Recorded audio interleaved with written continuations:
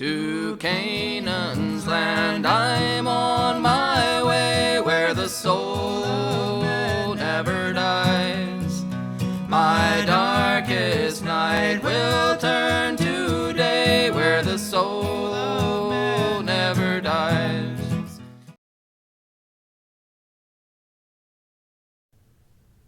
Wisdom knows and understands all things, and she will guide me temperately, sophronos, in my actions.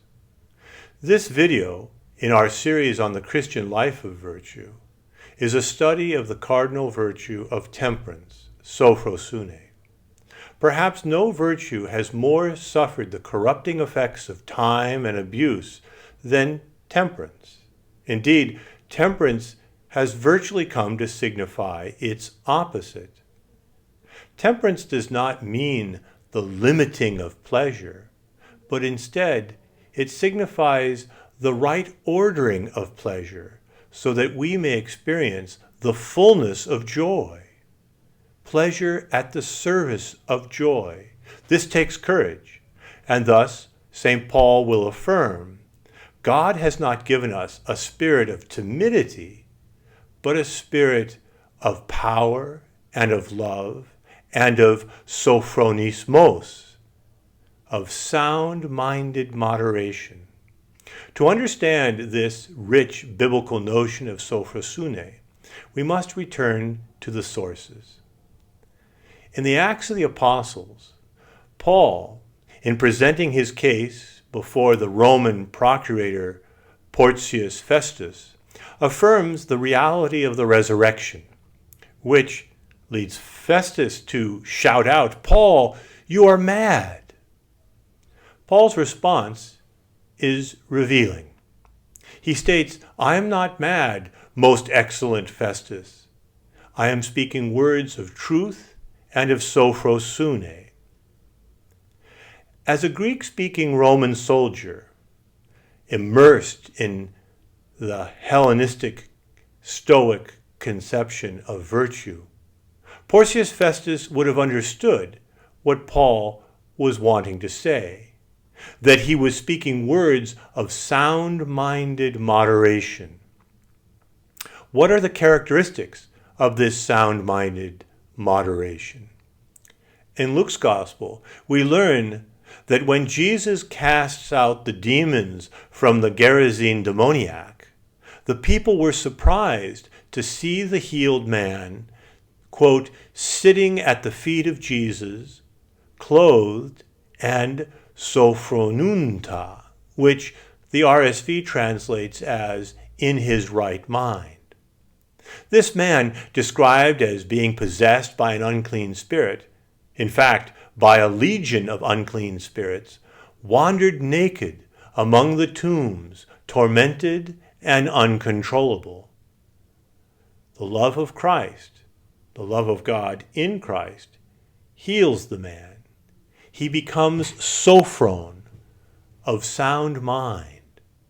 Christ gives him the gift of sophrosune, the virtue of sound-minded moderation.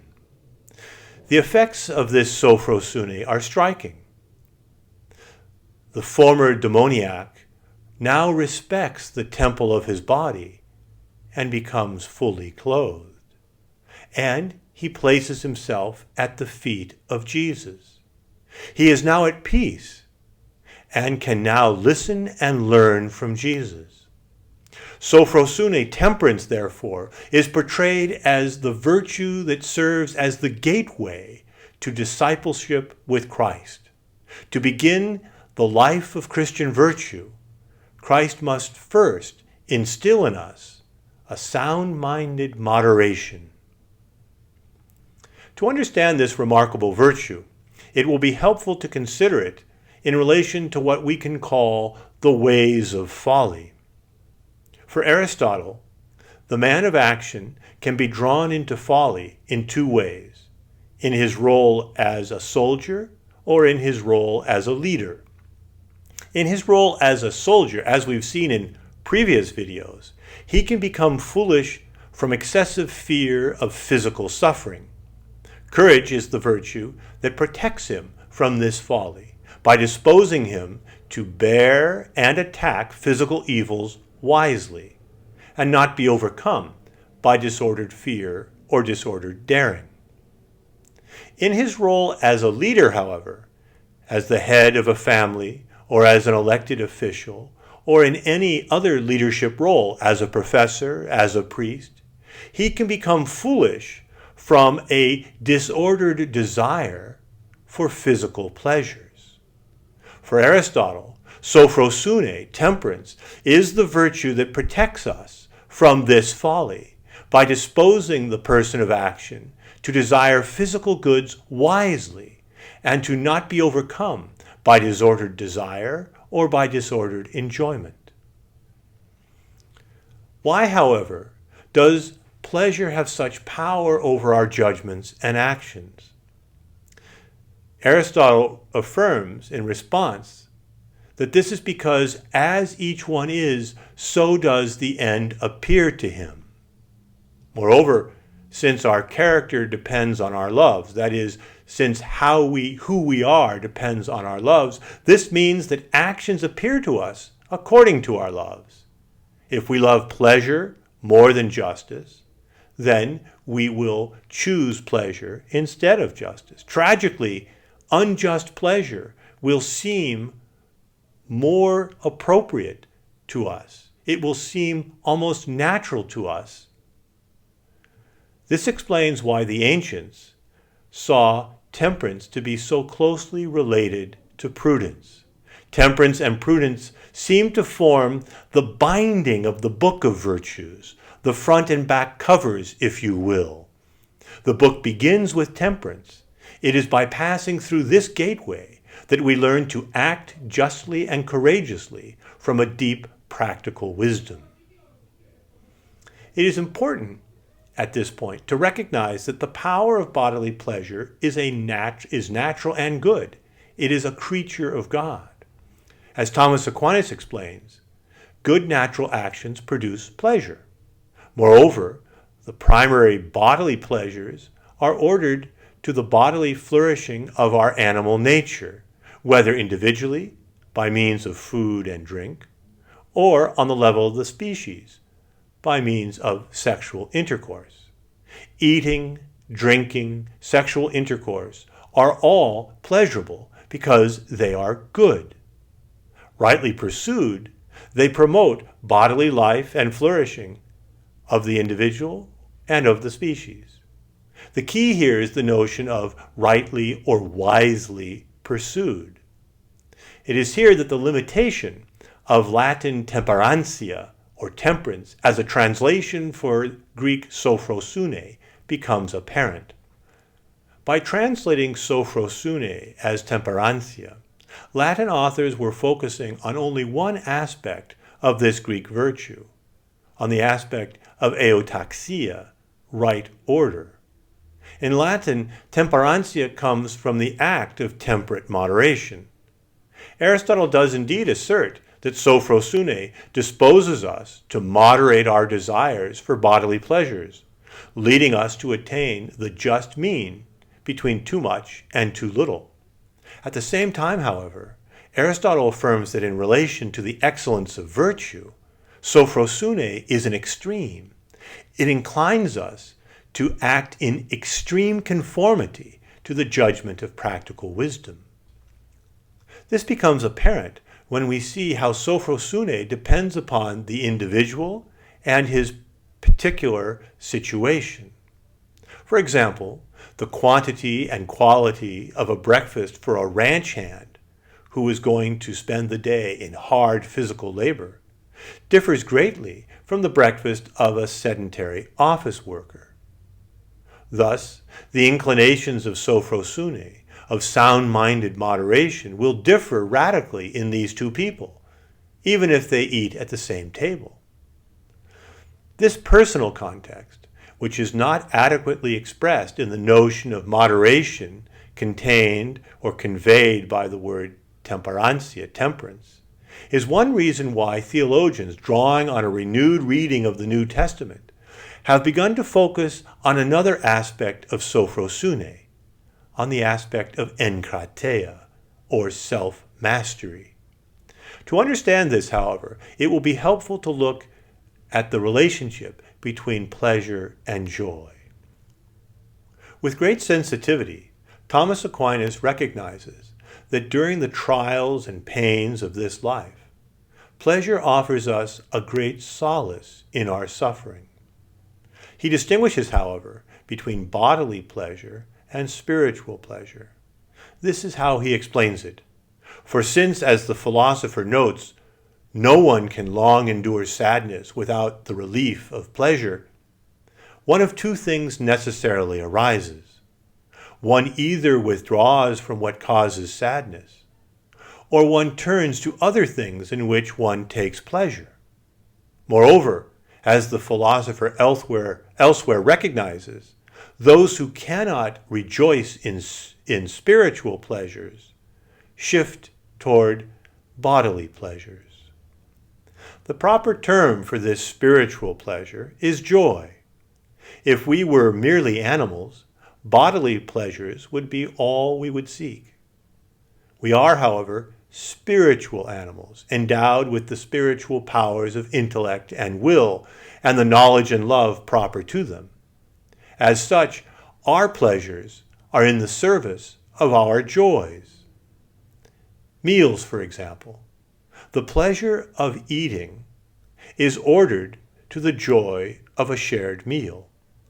Yes, when necessary, we can separate eating, the physical act of eating, from meals. And by referring our eating gratefully to God, we can even experience joy in the solitary act of eating.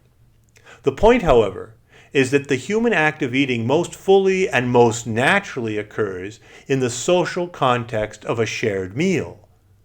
There is true spiritual joy in the communal act of eating and drinking with others. The bodily pleasure is somehow the gateway to the joy, the spiritual joy, of the communal meal. The spiritual joy, however, although dependent upon the bodily pleasure, is not reducible to bodily pleasure. Moreover, if the bodily pleasure, the pleasure of eating fine food and of drinking fine wine, becomes the primary object, the spiritual joy recedes. Indeed, for the addict, even the bodily pleasure begins to wane as the act of eating and drinking become an enslaving necessity. This same dynamic is present with the pleasures of sex. The pleasures of sex are ordered to the spiritual joy of conjugal union and of spousal friendship. Stated another way, the spiritual joy proper to marital friendship depends on the spouse's ability to pursue the pleasures of sex in a rightly ordered way. It was in relation to this truth that theologians began to focus renewed attention on the concept of self-mastery. According to the Stoic account of virtue, sophrosune does not merely require rightly ordered action, euataxia, it also requires self-mastery, enkrateia. Paul, therefore, calling the Galatians away from disordered desires and impurity, affirms that one of the fruits of the Spirit is precisely enkrateia, self-mastery. 2 Peter also includes self-mastery among the virtues that begin with faith and are perfected in love. The insight of contemporary theology is that this self-mastery is essential for the complete gift of self that is integral to conjugal love and marital friendship. This is the self-mastery proper to marital chastity. When, therefore, Paul explains to Timothy that bishops should live sophrosune, literally, that bishops should be sophron, in their right mind, in the context of a chaste and sober marriage, Thomas Aquinas draws out the general principle. Quote, Although all moral virtue is concerned primarily with the passions, there are two which make for sanctity, namely chastity and sobriety. More generally, however, the sound-minded moderation proper to temperance is what makes Christian friendship possible. It is worthy of note that when the New Testament refers to sophrosune or to self-mastery, it often does so in relation to two related notions: Philadelphia, brotherly love or friendship among fellow Christians, and philoxenia, often translated as hospitality, but which literally means friendship for strangers. The message is that to build communities of Christian friendship requires the well-ordered love for sense pleasure that only temperance provides. On our own, such well-ordered love is beyond us. We need not despair, however, because the wisdom that makes friends of God is also present to help us to live from the well-ordered desire that is proper to sophrosune, so that we can proclaim with the prophet and with joy that wisdom will guide me temperately, sophronos, in my actions. Dear friends, there'll be no sad farewells, there'll be no tear-dimmed eyes, where all is joy and peace and love, and the soul